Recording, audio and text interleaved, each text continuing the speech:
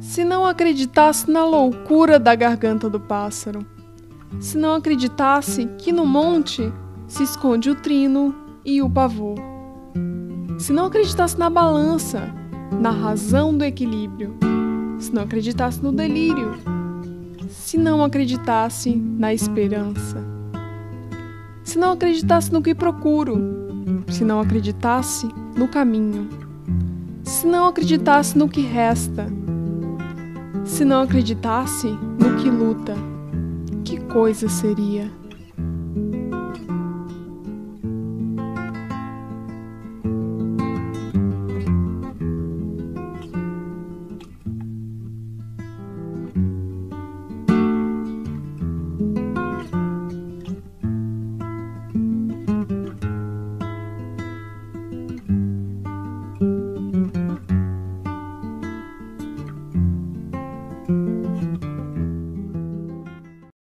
Eu acho que nós temos muita carência ainda, principalmente de quem tem o poder aí nessas organizações, de dar mais atenção à questão do jornalismo e da imprensa no meio sindical. Nós temos sim que evoluir em termos de comunicação, nós temos que discutir melhor a nossa forma de comunicação, até a nossa linguagem, o sindicalês. Que bom que nós estamos ampliando esse debate, né? Nós estamos, hoje, o Sindiprev, mais 4 sindicatos, e quem sabe os outros anos a gente possa estar ampliando outros sindicatos a estar na organização. Queria fazer alguns agradecimentos, primeiro aos jornalistas dessas entidades aqui, que a gente sabe, não só dessas entidades, como de outras entidades que são grandes responsáveis por estar acontecendo esse evento aqui em Florianópolis. Bem-vindo a todos e que a gente consiga tirar o que tiver de melhor nesse evento para a gente levar para a nossa base. O primeiro seminário unificado de imprensa sindical aconteceu em Florianópolis, nos dias 4 e 5 de julho de 2013, questionando por que a luta dos trabalhadores não é notícia. O encontro discutiu e encaminhou propostas sobre 4 temas fundamentais na vida diária dos jornalistas que atuam no meio sindical.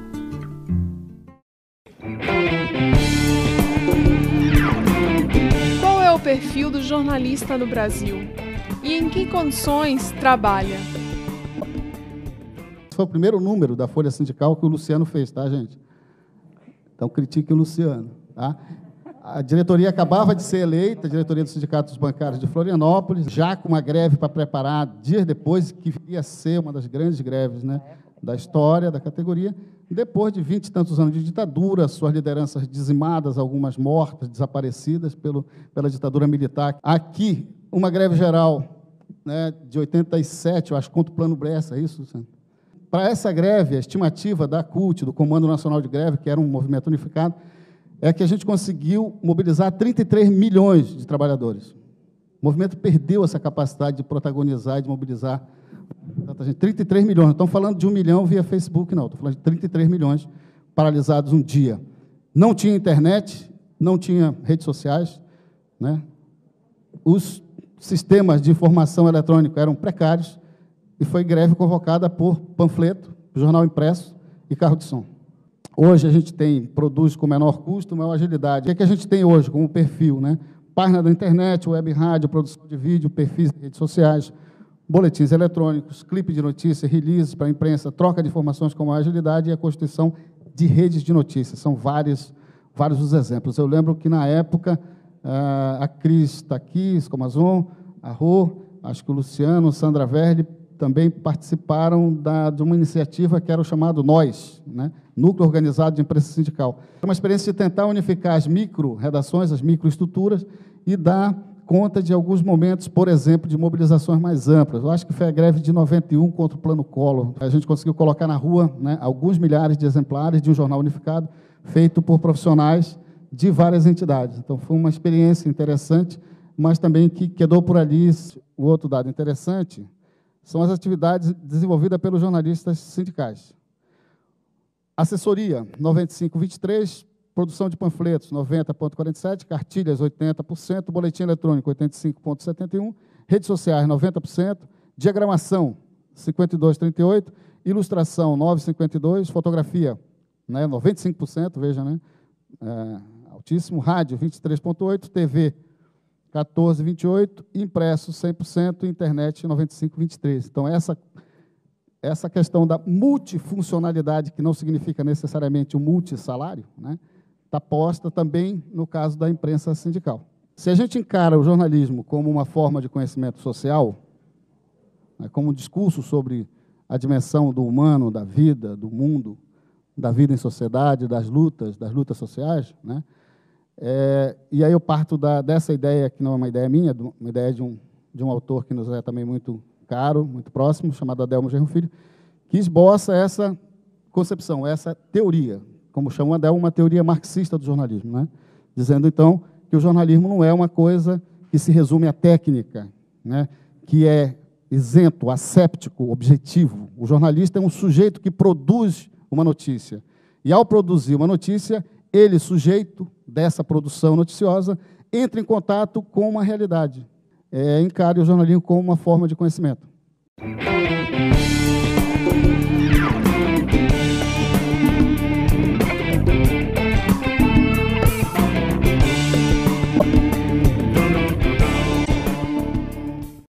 Será que não era um momento, junto a todas essas questões que você colocou, inclusive da própria iniciativa popular, mas a gente também está se apropriando dessa discussão sobre reforma política no Brasil?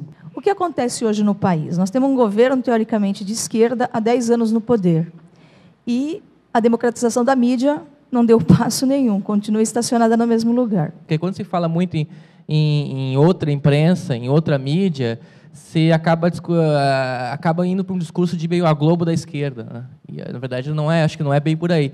Eu acho que a questão de ter esse conceito como um valor dentro da mídia alternativa seja talvez um ponto muito importante. A internet, ao mesmo tempo que nos facilita essa discussão e democratiza as informações, também pode ser uma grande arma nesse sentido, no controle dos dados, tendências, informações e o que a gente pensa a respeito do mundo e das coisas para nos controlar. A pergunta é, por que a mídia faz isso?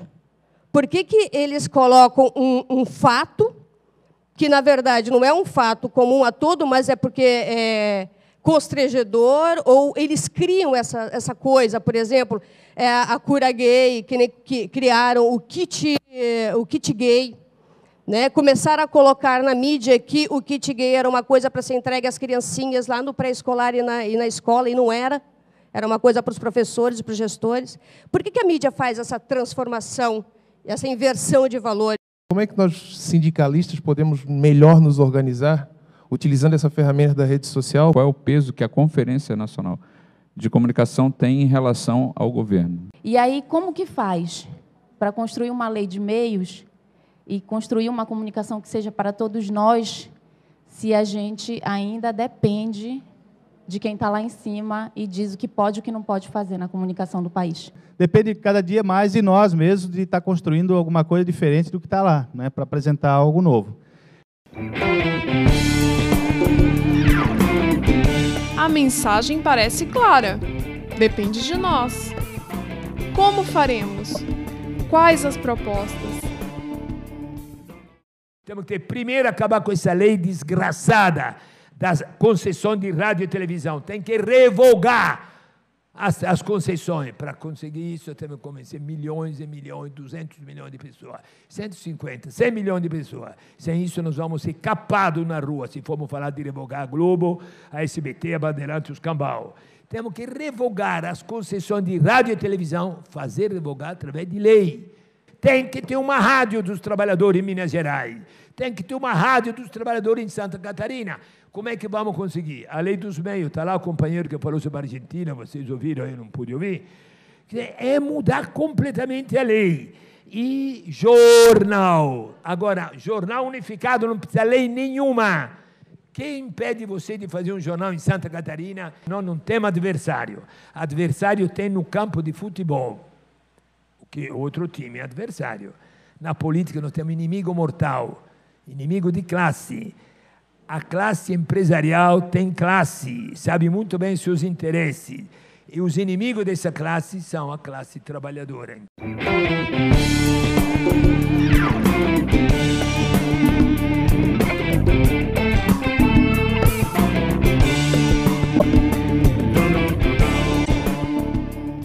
percebo que tem categorias que, apesar delas terem grande parte de sindicalizados, que inclusive participam das atividades sindicais, eu percebo que elas têm um perfil muito diferente do que a gente da imprensa sindical gostaria de noticiar.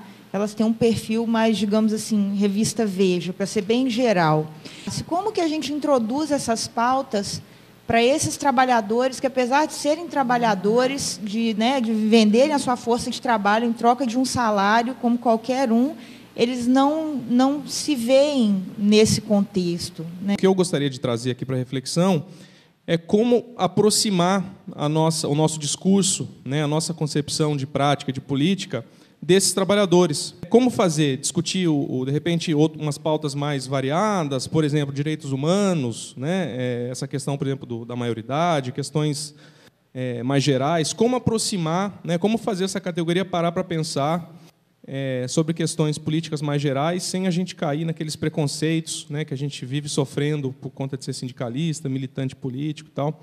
Que quando nós tivemos já experiências para a unificação, sempre esbarra nessa questão, quando os dirigentes estão na reunião e dizem, tá, mas e a minha coluna vai sair que dia?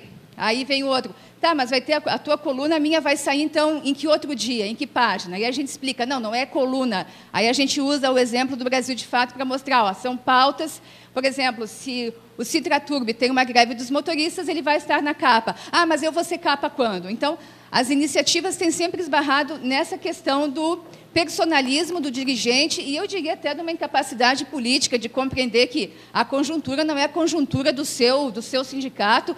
Então, como conseguir construir um impresso ou um meio de comunicação unificado e que traga todos esses tipos de pensamentos? Eu acho que esse é o grande desafio do movimento sindical e do movimento de esquerda.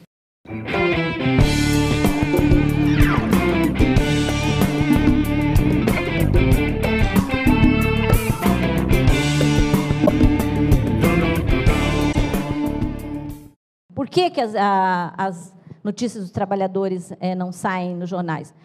A resposta é óbvia, já foi dito aqui. Não sai no jornal porque nós vivemos no sistema capitalista e nós vivemos dentro de um processo da luta de classe. E a luta de classe pressupõe que uma classe explora e domina e a outra é explorada e é dominada. E é óbvio que a classe que explora e domina não vai dar espaço para a gente na televisão e no rádio, a não ser para fazer o que sempre faz. Manchar, sujar, embaralhar, enganar, mudar as pautas. Então, assim, a gente só faz parte do sistema midiático dominante ou quando a gente é vítima do sistema, quando tem enchente, quando tem incêndio, parará, ou quando a gente é bandido, né? E que aí, então, a gente é o baderneiro, é o vândalo, é o assassino e tal. Esse é o nosso papel dentro dos meios de comunicação. Porque os meios de comunicação são o quê? Aquilo que o grande filósofo brasileiro Álvaro Vieira Pinto diz, são os ventrílocos do sistema. Os nossos dirigentes sindicais, eles muitas vezes preferem 30 segundos na RBS do que uma página inteira num jornal sindical. Então, essa coisa também, dessa mística que os dirigentes sindicais têm de querer aparecer na televisão ou no jornal, é uma complicação. E tem que entender que toda vez que eles aparecerem no jornal ou na televisão, eles vão aparecer como aqueles que são do mal, os malditos, os vândalos, os burros, os ignorantes. Enfim. Não dá para a gente querer democratizar isso que está aí. Porque quando eu falo em democratizar, eu estou querendo dizer, vamos melhorar o que está aí. Eu não quero melhorar o que está aí. Eu quero outra coisa. Os meios de comunicação alternativos, eles são importantes num determinado momento da luta, mas, como já foi dito aqui 1000 vezes, eles sozinhos não dão conta. Os meios alternativos são importantes. Mas, se a gente não tiver uma visão ambiciosa de tomada desses meios, como uma RBS, por exemplo, nós sempre vamos perder. 30 segundos na RBS nos destrói um trabalho de 2, 3 meses que a gente faz. E é assim que acontece. Quero disputar a hegemonia. Eu quero outro jeito de ser Estado. Eu quero outro jeito de ser sociedade. Eu não quero, dentro do sistema capitalista, ter uma excelente rede de discussão ou de divulgação da informação. né? E aí a gente vai falar, por exemplo, dos estados que estão fazendo transformações importantes, como é o caso da Venezuela, que foi o primeiro país a ter uma lei de meios, em 2004. Como é que essa lei de meios se constituiu? Ela se constituiu em anos de discussão, 2, 3 anos de discussão nos bairros, com o povo em luta. E essa lei se fez das pessoas, do povo. A primeira tarefa do jornalista do sindicato é alfabetizar os dirigentes. Porque, como já foi dito aqui também no seminário, muitos dirigentes não sabem, não entendem de comunicação. Então, essa é uma tarefa prioritária do jornalista. Primeiro, alfabetizar. E depois é tentar imprimir no sindicato uma outra maneira de produzir a comunicação, que não se limite a reproduzir o mesmo tipo de comunicação que as pessoas recebem via televisão ou via impresso. Então, teria que ter essa delicadeza de primeiro alfabetizar e depois também inovar, inventar. Fazer o que os outros fazem não é uma boa coisa.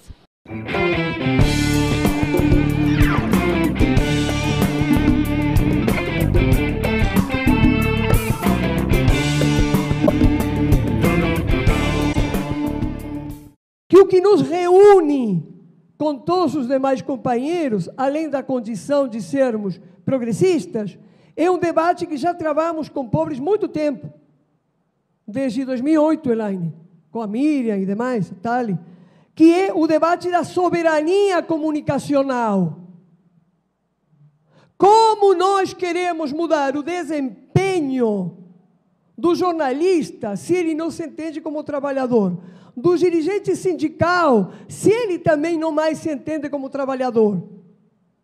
E da própria sociedade, se ela é subalterna e terceirizada. Nós, também jornalistas, como trabalhadores, não temos mais nos identificado na nossa condição de classe. E o que vai mudar o papel do jornalista é sua condição de classe. Recuperar a condição de classe. Eu quero, companheiras, lançar uma proposta. Uma relação estável de discussão do que significa hoje ser jornalista. Jornalista não é apenas um assessor comunicacional, não é apenas uma pessoa que recorta, que clipa, que faz trabalhos, digamos, não menores, mas, digamos, parentes ao jornalismo e não jornalismo.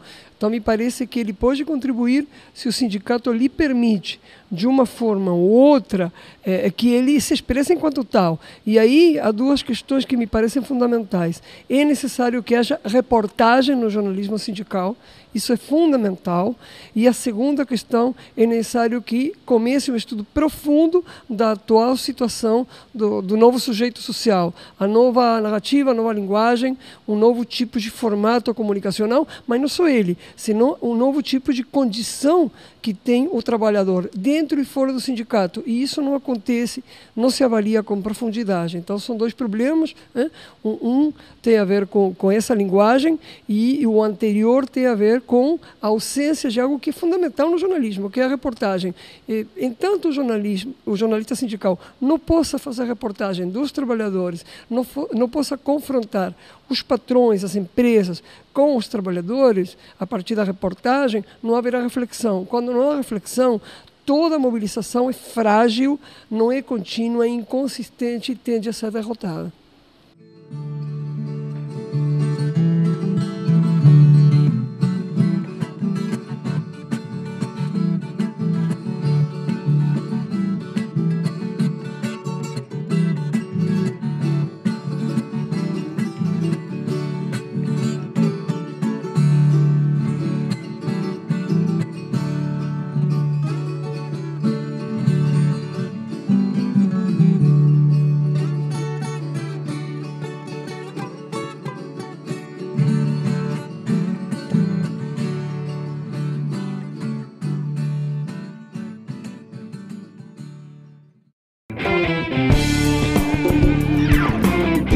Lei de meios? O desafio é quebrar o poder dos grandes monopólios de comunicação. En la Argentina tenemos una ley de medios de la democracia desde exactamente el 10 de octubre de 2009, pero yo sería un mentiroso si dijese que es solo producto del trabajo de legisladores y militantes sociales y políticos de ese año o de esos últimos años. Es un trabajo de casi 30 años de militancia, de un grupo de organizadores, organizaciones sociales, de un grupo de académicos, de periodistas, que a comienzos de la postdictadura cívico-militar que azotó la Argentina, como azotó a Bolivia, a Venezuela, a Brasil, a Uruguay, a los países del Cono Sur, empezaron a trabajar la necesidad de tener otro tipo de comunicación, una que tenga como paradigma el servicio y no la mercancía. A lo largo de todo el territorio argentino se discutió el proyecto en foros, en reuniones como esta, absolutamente abiertas a organizaciones, a dueños de medios, a personas sin pertenencia orgánica ni a partidos políticos, ni a sindicatos, ni a fundaciones, ni a universidades. Cualquiera, yo participé del de Mendoza, que es de donde yo soy, en la Argentina, cualquiera se podía inscribir y hablar y proponer modificaciones o agregar propuestas. Esta ley regula radio y televisión solamente. Y esta ley no está plenamente vigente porque el medio hegemónico argentino, el grupo Clarín, que es el equivalente a O Globo, ha interpuesto una medida judicial de inconstitucionalidad sobre 2 artículos de esta ley.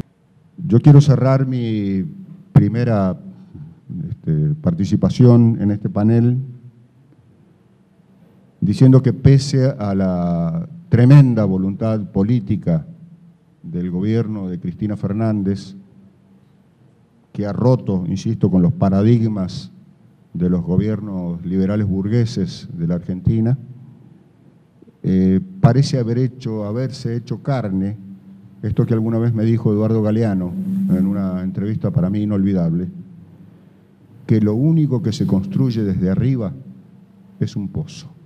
Y me parece que la posibilidad de promover esta ley de medios está íntimamente ligada al crecimiento de los movimientos sociales. Tuvo el respaldo, y esto es lo novedoso, o una de las cosas novedosas, tuvo el respaldo de la iniciativa política de un gobierno, que a diferencia de los gobiernos anteriores, cuando se presentaban proyectos, 8, 9 proyectos desde el advenimiento de la democracia en 1983, desde ese entonces llegaban al Congreso de la Nación y el lobby de las grandes empresas mediáticas, de la industria farmacéutica y de otras grandes concentraciones económicas, abortaban o impedían el tratamiento de estos proyectos. La diferencia entonces es que esta vez hubo voluntad política desde el Estado, desde el gobierno y desde el Estado, digamos, como para apuntalar el trabajo de los movimientos sociales. Infelizmente, o meu relato não será um relato tão otimista e vocês sabem bem por quê, das dificuldades que nós enfrentamos aqui no Brasil para avançar da mesma forma que os argentinos avançaram em relação à construção de uma lei de meios, que é algo que está presente em todos os países, as grandes democracias do mundo. Então, nós não tivemos capital e condições políticas de fazer o debate que foi feito na Argentina e que levou as pessoas à rua, impulsionadas também pelo governo, e que levou as pessoas à rua para dar sustentação política à lei de meios. Eles foram buscar em várias experiências de vários países, né, das legislações mais avançadas que existem, aquilo que de melhor conviria para adaptá-los à sociedade argentina deste momento, neste estágio. Então, ela é a mais moderna que existe. Infelizmente, os nossos cursos de comunicação estão querendo formar gente para o mercado, mas é também um trabalho acadêmico. A luta dos trabalhadores não é notícia porque há um monopólio de poder dos grandes grupos de comunicação. Então, para nós respondermos a primeira pergunta, nós temos que saber como enfrentar esses grandes grupos de comunicação através, do meu ponto de vista, por dois caminhos.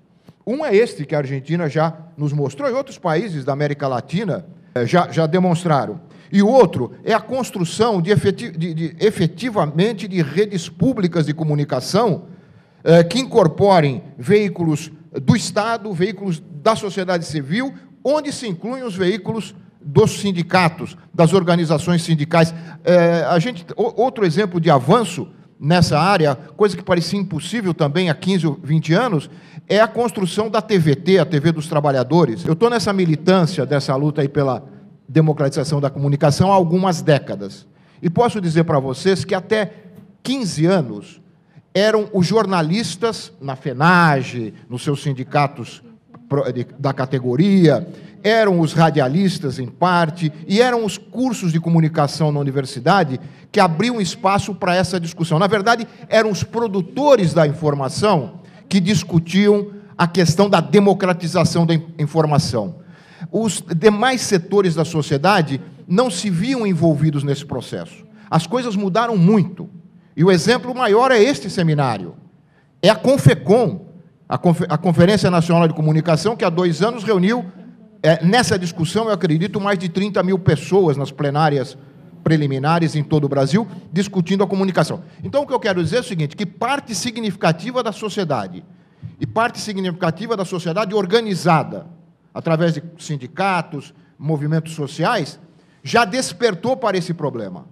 Já despertou que a comunicação é fundamental no seu dia a dia, é fundamental na sua participação na sociedade, e passa a discutir. Eu acho que esse seminário eu vou levá-lo como referência para mostrar que a sociedade se abriu, para além dos produtores da informação, se abriu para os receptores da informação, que hoje também são produtores, através das novas tecnologias que podem também, estão difundindo a informação no Brasil e no mundo. Há um problema sério que é o mercado de trabalho. O mercado de trabalho está muito difícil, né? Então, fica cada vez mais difícil para o jornalista preservar o seu emprego e entrar em lutas políticas. Mas é o preço que se tem que pagar para o avanço da democracia. Eu acho que o jornalista tem um papel fundamental porque ele conhece o processo por dentro. E mais do que o jornalista, o professor universitário da área da comunicação.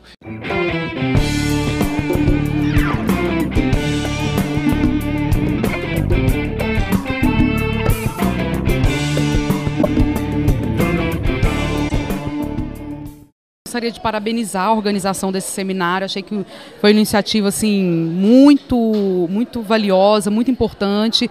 Acho que os jornalistas e os dirigentes que estiveram na organização desse processo merecem todo o nosso aplauso. Eu acho que nós, jornalistas que atuamos no movimento sindical, no movimento de esquerda, no movimento popular e dirigentes sindicais também, temos que o tempo todo fazer esforços para que eventos desse tipo aconteçam com uma certa frequência. Espero que esse seja apenas o primeiro de vários que ainda possam acontecer. Espero que, inclusive, amplie-se para o número de sindicatos. Esse ano foram Sintrajusc, Sinasef, bancários, pessoal do Sindasp e Sindesprev, e que no próximo ano venham outras entidades, venham outras organizações para somar na luta, para somar no debate e garantir reunir mais dirigentes, mais jornalistas para fazer essa reflexão tão boa que foi feita aqui nesses 2 dias.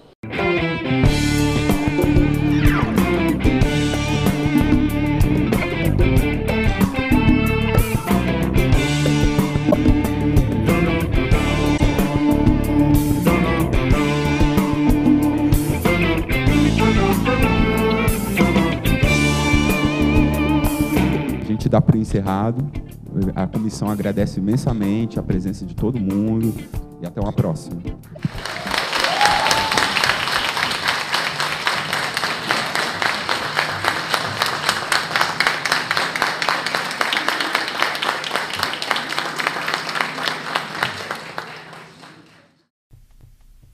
Se não acreditasse em quem me escuta, se não acreditasse no que dói, se não acreditasse no que fica, se não acreditasse no que luta, que coisa eu seria?